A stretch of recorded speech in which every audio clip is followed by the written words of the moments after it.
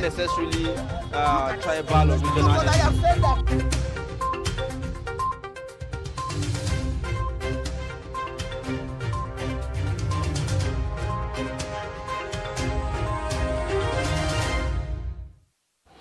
All right, welcome back and thanks for staying with us. You're still watching Daybreak on Trust TV, and it's now time for us to review the papers. We'll start with Daily Trust newspaper, and the lead story here says how 62 airlines went moribund since 1960. We have writers that says multiple charges, harsh business environment responsible, says operators, need for alternative funding. Away from that story, there's actually, still on the story, there's actually a infograph on, the 62 defunct airlines since independence, the total number of running airlines in Nigeria, and some of the reasons behind mortality rate of some of these airlines. And then we have more stories. NNPP will defeat APC PDP in presidential poll, says Kwankwaso. Details on page 28. Non-disclosure of lifted crude. Court freezes 3 oil and gas firms' accounts. Details on page 21. How flood submerged Olam's 4,400 hectares of rice in Nasarawa. At the top of the page there, we have 2023 PDP flags off presidential campaign in Uyo today. We also have Vagina Standoff. Dangote to approach court as Kogi moves to recover company. Details of that can be found on page 19. We also have Anambra boat accident, 16 bodies recovered as Buhari orders rescue operations. And these are some of the stories on Daily Trust newspaper. With that, we'll move on to Leadership newspaper. We have the lead story here that says, still talking about the Vagina Standoff. After hell, it's Lokoja. That's talking about the flood in Lokoja. Leadership deploys drone in telling the story of the misery of many dead displaced. The businesses ruined by floods in Nigeria's north central region. You can find details of this lead story on page 4 of Leadership newspaper. We have a pictorial of, the flood situation in that particular region. At the top of the page, there's transporters hike fares as fuel scarcity lingers and mass desertion. Retirement loom as military proposes new service scheme. And these are some of the stories that can be found on Leadership newspaper. Up next is Punch newspaper. The lead story here talks about the 2023 budget. Federal government plans 1.35 trillion naira war chest against Boko Haram bandits. And we have writers that says to acquire fighter jets, ammunition, budgets 1 billion naira for terrorist prosecution. IG embarks on road patrol in northern states, promises adequate security. And at the top of the page there, you have federal government borrowed 22 trillion naira, foreign education gulped $609 million, says CBN. Muslim. Aggrieved APC Christians to dump Tinubu Shatima. Controversy surrounds alleged release of 101 Boko Haram terrorists. You also have presidency. Atiku governors IU begin campaign in Uyo. Just beside the nameplate there, you have forex scarcity hits gas suppliers, price hike imminent, and Dangote shareholders knock Kogi Group alleges exploitation. Now we also have more stories just beside the pictorial there of the pro-Tinubu rally ground in Lagos. NDLEA seizes 1 billion naira tramadol at Lagos airport. Hoodlums rape Kwara Varsity students arrested with 87 phones. That's on page 5. And then internet fraudsters contact Facebook herbalist, dismember man for ritual. And these are some of the stories on The Punch. We'll move on to the next paper, which is The Nation newspaper. From the top of the page there, rising deficit, low revenue raise concerns over 2023 budget. We also have floods wash away $15 million rice farm, communities submerge. Union set for battle over plan to privatize TCN by government. You also have why 30% of prison inmates should be freed, says Arigbeshala. The lead story here, or just behind the nameplates there, there's price crisis worsen inflation, rate soars to 21%. We also have Southeast APC joggers from Bayelsa to Lagos hit Ondo. The lead story here says Wike, Makinde, autumn to Sean Atiku campaign launch. And we have writers on that same story that says, you can't intimidate me. Benue governor tells Ayu. Party chair not neutral. And below the Lagos State rally, you have just on the footnote there, Buhari to attend Debbie's inauguration as transition president in charge. And these are the stories on the Nation newspaper. All right, up next is ThisDay newspaper. At the top of the page there, federal government wades into Dangote Kogi government disputes. Adebayo writes Buhari says incident capable of eroding investors' confidence, makes mockery of ease of doing business. Minister declares NECA condemns move by state. And former NLC vice president calls for ceasefire. We also have PDP kicks off presidential campaign today in Uyo. The lead story is on special anniversary focus. Emerging business leaders from North matching tech unicorns of the South. And a writer that says they are bold, audacious, and ready to take Nigeria to new frontiers. And then just below that, we have Buhari grieves as Anambra recovers 16 bodies in boat tragedy. These are some of the stories we can find on ThisDay newspaper. Up next is Guardian newspaper. On World Mental Day, which is the lead story, why over 50 million Nigerians are mentally ill by psychiatrists. We have writers here. About 75% of those who need mental health care lack access. Nigeria has only 300 psychiatrists to treat over 200 million people. Africa has one psychiatrist for every 500,000 inhabitants, 100 times less than WHO recommendation. Stigmatization, major challenge to accessing healthcare, says Adeshokun.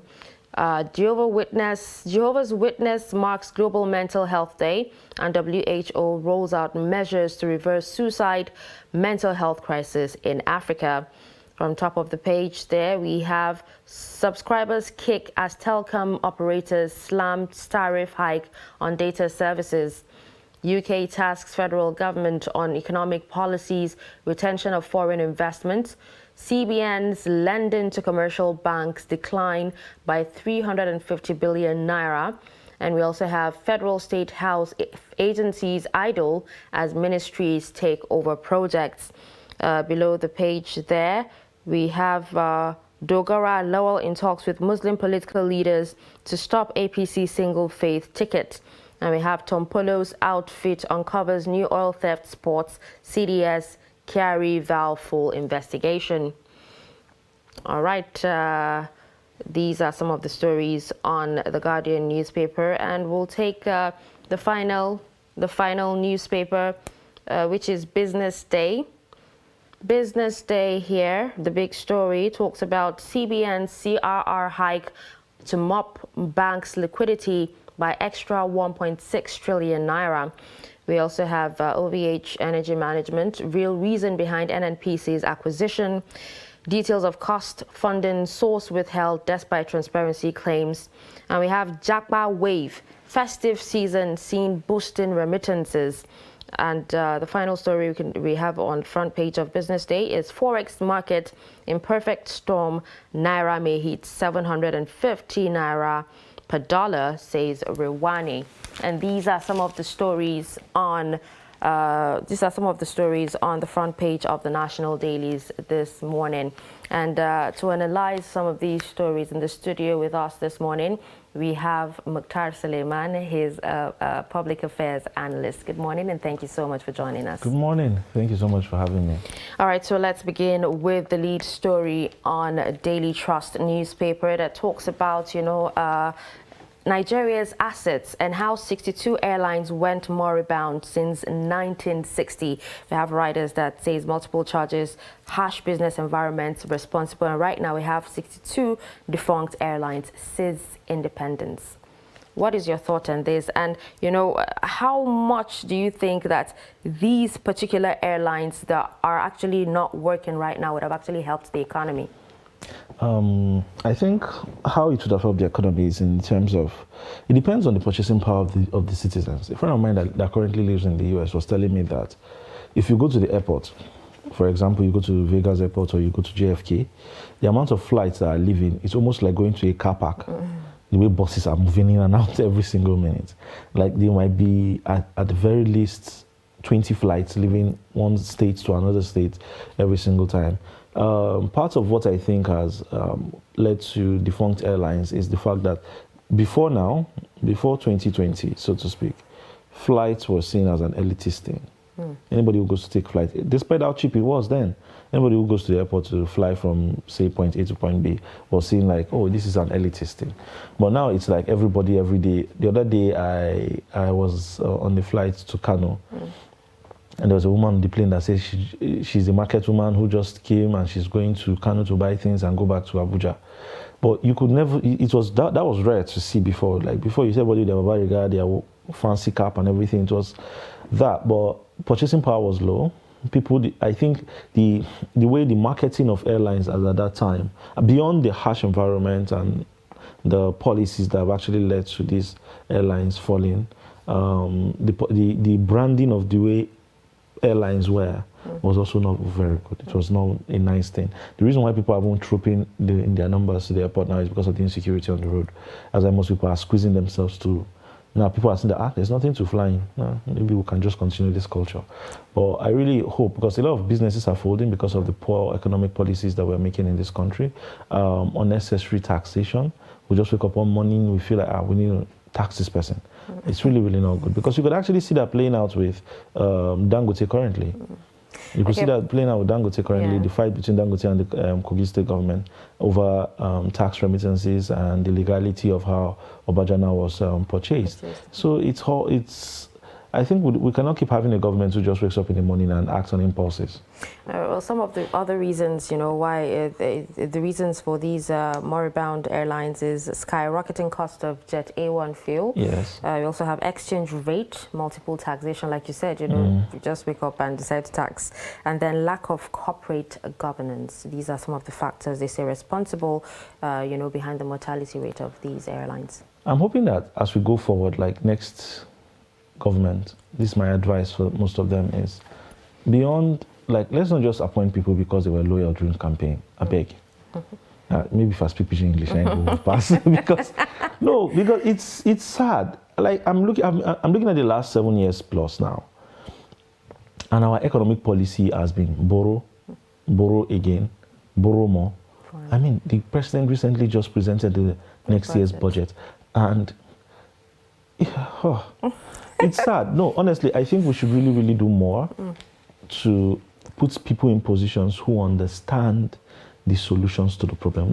Not in theory, but in practice, in reality, and all of that. Okay, so talking about next year's budget, it seems you actually had, you know, a lot to say about it, even though you're trying to, you know, watch your tongue. But, you know, just share your thoughts on the budget, you know, because there are lots of there are lots of tongues wagging as regards, you know, the budget and what these budgets are actually meant for. What is actually budgeted for what? In all honesty, I started watching the budget presentation and I just tuned the TV because it's painful to see that there was no, in the entire budget, there was no plan on, like most of our budget now is going into debt, servicing debt. Okay, yeah. And now the budget itself has gone higher than our IGR, like way, way higher than the IGR. The way the government structured the budget this time, it's quite pathetic, because every single year we keep increasing the budget by a certain percentage without adequately accounting for how we utilize the previous year.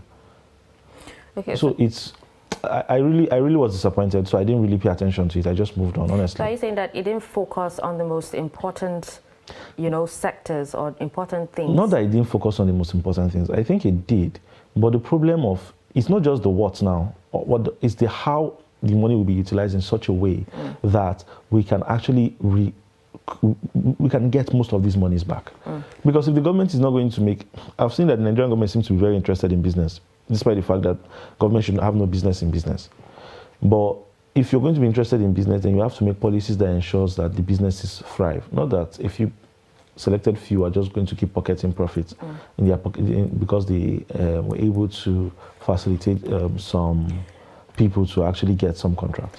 Okay, now one of the things that actually got a lot of people's tongues wagging is the fact that the federal government budgeted 81.6 million naira to combat fake news and others. A lot of people have actually been talking about this.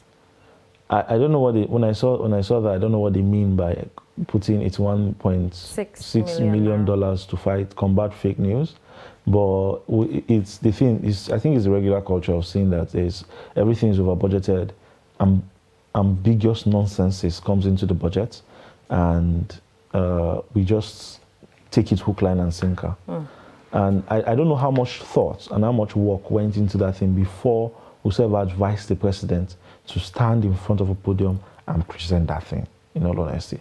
I really wished and I really hope, because I want to believe that the president of the federation would not have gone through that thing, combed through it carefully, and agreed to present those numbers and for those varying sectors, because they say to he who little is given, much is expected.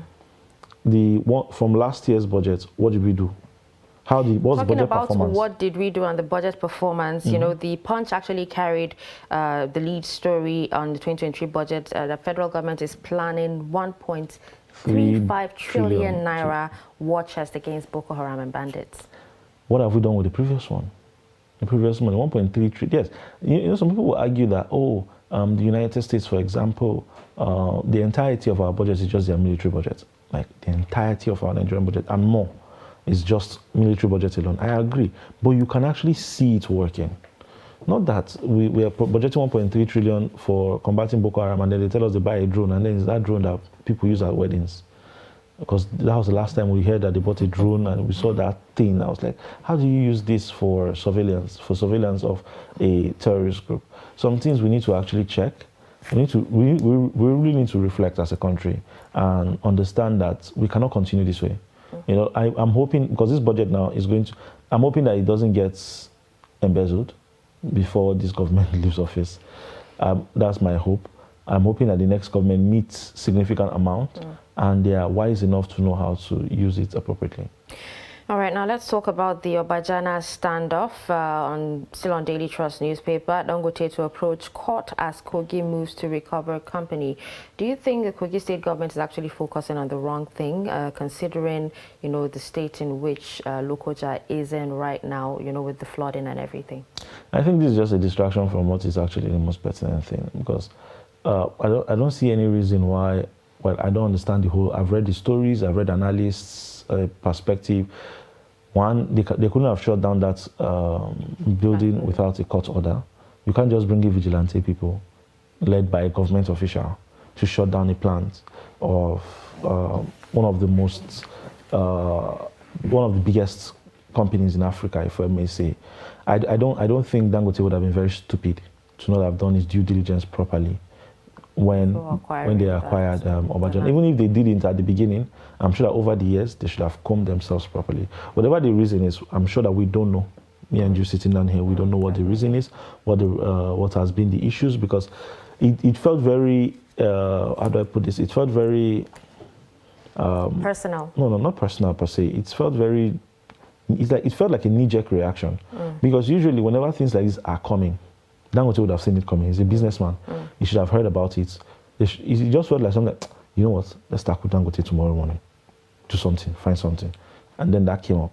And whatever Dangote has done to prick the state, I'm hoping that can actually, whatever the thorn is, it can be removed, because I've read it and it still doesn't make sense to me as to why they felt they need to go and shut down the place completely.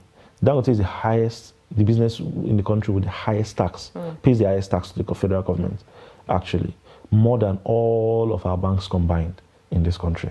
So you cannot just up and just shut down a business like that without this. And I don't think, I was reading somewhere, I don't think the state has the legality to do that when most of the licenses come from the federal government. Like I said, whatever it is that is going on, you and I don't know what it is. I don't think we do. I'm hoping that they can sit down in the same round table where they actually had their disagreement and then just sort it out, because a lot of jobs are going to be suffer because of these issues. But speaking about Lokoja, I am pained as to what's happening in Lokoja. It's disheartening that year in, year out, we have the same issue consistently, and then we do nothing about it. I feel like it's an engineering problem that if the state should sit down together and bring in competent hands, they can fix it. Do what Egypt did. Egypt tried fighting off the Nile from coming into Cairo for a very long time. They couldn't win it. What did they do? They allowed it to pass through the city. If you go to Cairo, like almost everywhere, you see the Nile passing through the city. We can do the same thing. Just allow the water to pass, build the roads above it. It's going to be capital intensive, I agree. But it's going on the long run compared to how much businesses, how much lives, how much infrastructure is being destroyed. That's a better option. Because we're having the same problem. Every time Cameroon opens their dam, we don't have waterways for where the water should pass. We suffer it. This has been like this consistently since 2012, if I'm not mistaken. Like it keeps getting worse. And it keeps getting worse every year. I remember that in 2012, I was traveling back to Warri. My parents live in Warri, and we got to where the flood was. Gracefully, that was the day they opened the road along the, what was it called? The hill that goes to GT Plaza, if I remember vividly. Then my dad was still governor, and he came in. The only way we were able to escape that place was his convoy was coming in, and we just joined. That's how we were able to move, because they created, that man did not spend up to 10 minutes there, and some people had been there and they had spent 4 days, 5 days waiting to find a way to actually pass. So it's sad, really, really. We can't keep this 10 years now since that time, and it has gotten worse since then, and we've not had hindsight to see how we can actually, I hope not, but I can guarantee you that next year we'll sit down here and discuss this flood again. All right, now let's move on to politics. And, on politics now we have, PDP flagging off their campaign in Uyo? in Uyo without Wike and his team. And his team. Yes, and also the NNPP, saying that they will defeat the PDP and the APC in the 2023 presidential elections. I think everybody is going to say they would win. It's normal. Like, I'm not going to say I'm going to lose, of course. I'm going to have to have confidence in my team, in quotes. I'm really, it's so funny how every time you think, oh, PDP is going to come to some sort of sanity, they will still go back to square one. I don't know what the plan is and what the conversations back door are. But I'm really, because I don't know how Atiku hopes to hold a successful campaign in the southern region of the country. Wike. Without Wike, Autumn, and what was the name of this third man? The three of them. In Makinde. I don't know how, and this is just the three that are always in the news. There are other people that have their own personal grievances that are not saying anything yet, because politics will politic. I can guarantee you that there are people who are just playing the waters first, just waiting to see at the heat of it. We're going to see the entire drama unfold itself. I'm really hoping that, because the drama has dragged on for too long. Let them find a lasting solution. But it's interesting, though. I've enjoyed watching it. It's keeping it's keeping the drama alive. I've enjoyed watching the whole drama thing. All right, now let's move on to APC and the Punch. It talks about the Muslim ticket and how aggrieved APC Christians are to dump Tinubu and Shatima. What would that mean for their campaign? Well, I've always had a problem with when we peddle the whole Muslim thing. And maybe I'm speaking from a place of privilege. Somebody once told me I'm speaking from a place of privilege because I'm a Muslim. But that's not the situation.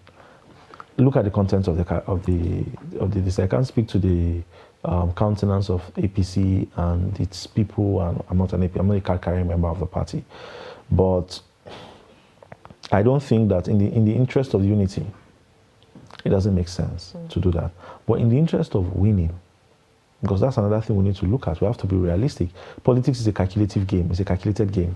So in the interest of winning, that is why that decision was made. We don't like it. Me, personally, I don't like it. I feel like it's not, excuse me, for national interest, it is not a good decision. But I understand why they did it. Because, again, politics will always politics. Okay, now away from politics. Now, on the top of the page there on Punch newspaper, it says the federal government borrowed 22 trillion naira, 22 trillion naira. Meanwhile, we're seeing foreign education gulping $609 million, and this is according to CBN. I don't even want to, approximate that particular amount. We're seeing foreign countries and all that, cashing in on education. Meanwhile, ours continue to rot due to the ASU, federal government, controversy.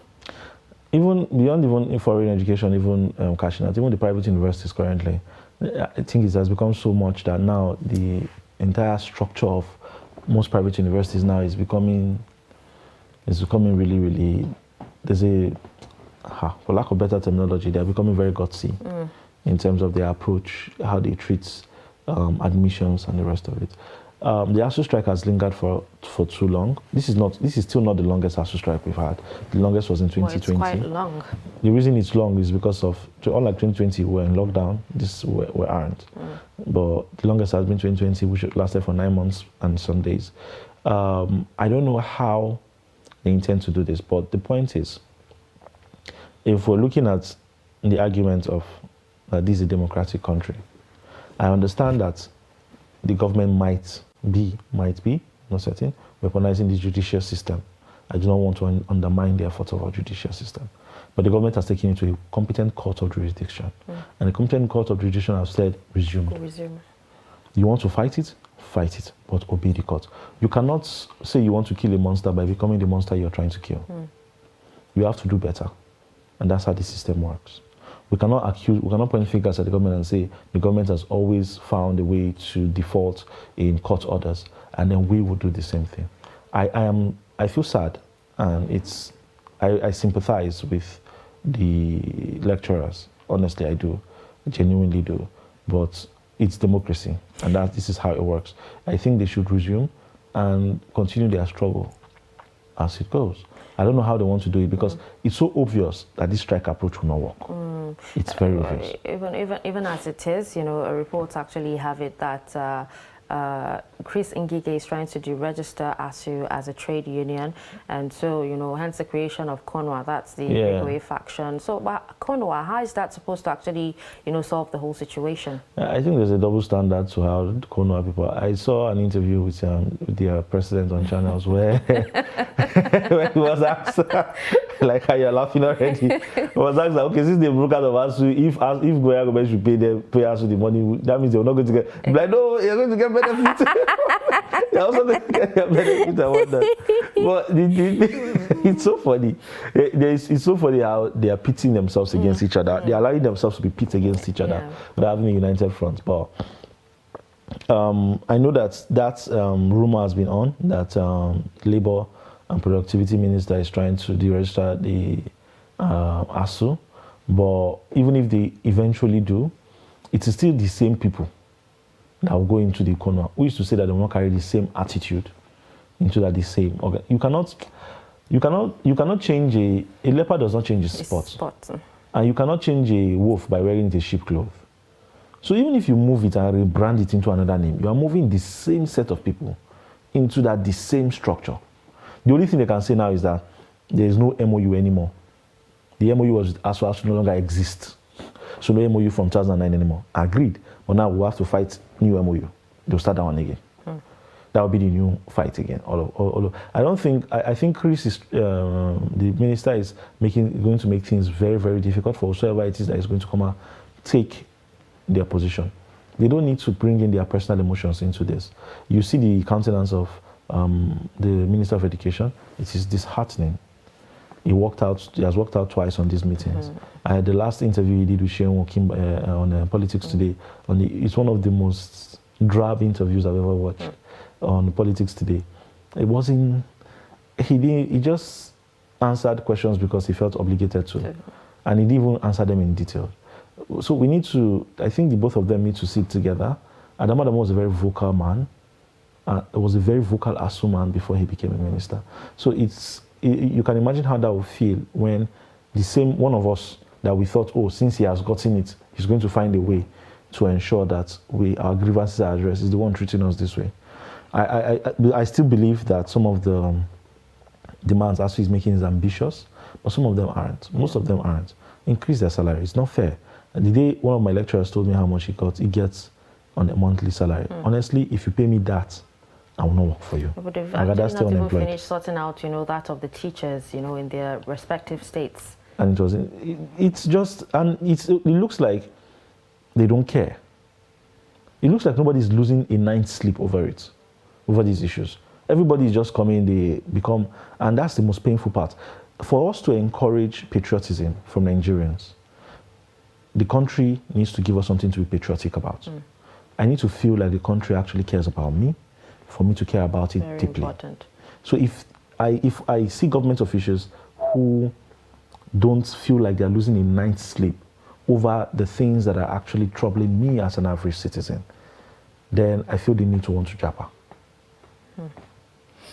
Okay, all right. So let's talk about the lead story on the Guardian newspaper, which is on mental health, World Mental Health Day, and the statistic that says over 50 million Nigerians are mentally ill. This is by psychiatrists, but and about 75% of those who need medical attention, or mental health care actually lack access. How do we encourage access to, mental health care with all this stigmatization? I think the latest, the story that went viral, because most of the suicide rate in Nigeria has actually increased, right? And the latest story that actually went viral is about a girl who said she's graduated for a while and she's been looking for a job, no job. She's tired. She posted her bank account saying they can send whatever they want, or people can send whatever they want, so the family can actually take care of. But for her, she's done. She's not trying anymore, and people have actually been searching for her. I've not seen this story. Yes. And I'm wondering how... She was a CAD Poly student, I think. I'm wondering how it missed me. I've had a very busy weekend. Well, I've not seen that story, so I might not be able to speak to the story. But I think in aspects of mental health in the country right now, CSOs have tried really hard to encourage more people to speak up about their issues. But I think for as far as we keep having for as far as we keep relying on the internet for validation of ourselves, because we cannot stop internet trolls. It's in a sane world, you don't want thieves, but doesn't necessarily mean that there will be no thieves. So in a sane world, there should be no internet trolls, but they will always be there. So individually, I think we need to find a way to ensure that we can seek our own personal validation from the small communities that we have physically around us. Within your own small circle, if you don't have people you can be vulnerable with, then that's a big problem. Each and every one of us have what we are going through. There are days where we feel very, very low. And part of what keeps some of us going is the fact that we know we have friends that have become families, and families who have become closer families who are always there for you. The ability for you to have where to go and rest, where the world becomes very hard on you, should not be underestimated. We should provide that kind of safe space for people so that when we also need it, we'll also find a way for us to also get it. And if someone does that for you, pay it forward as well. We need to encourage people to speak up when they have issues, and we shouldn't laugh at them. And we also need to, there's a gray area there. We also need to discourage people who don't have these issues, but bring it up for the sake of attention. But it doesn't necessarily mean that we should underestimate it when it happens either, so that at least when it is true, we do not ignore it. So mental health has actually been a very big thing, especially in the CSO space. Workplace environment currently with international donors, they want to know how you're making sure that there's a safe environment for everybody. Because people can get mentally drained a whole lot. You have to find a work-life balance, and people need to learn as much as possible. I think that's one of the few things I'm actually very grateful about what we do at our lab, to ensure that people actually, there's an informal working environment thing for formal work, of course. And we have to encourage a way where people, because the culture of work is changing and it's ever evolving. So because of that, and the crop of people who are coming into the labor market now are different. They're coming in with a different kind of force. They're coming in with a different kind of vigor. They're coming in with a different kind of behavior. We have to find a way to ensure that the workplace can adapt to it. Accommodate everyone. Yeah. So that's very, very important. All right. Well, I think with that, we've actually come to the end of the newspaper review. Thank you so much, Mukhtar Suleiman, for joining us on the show today.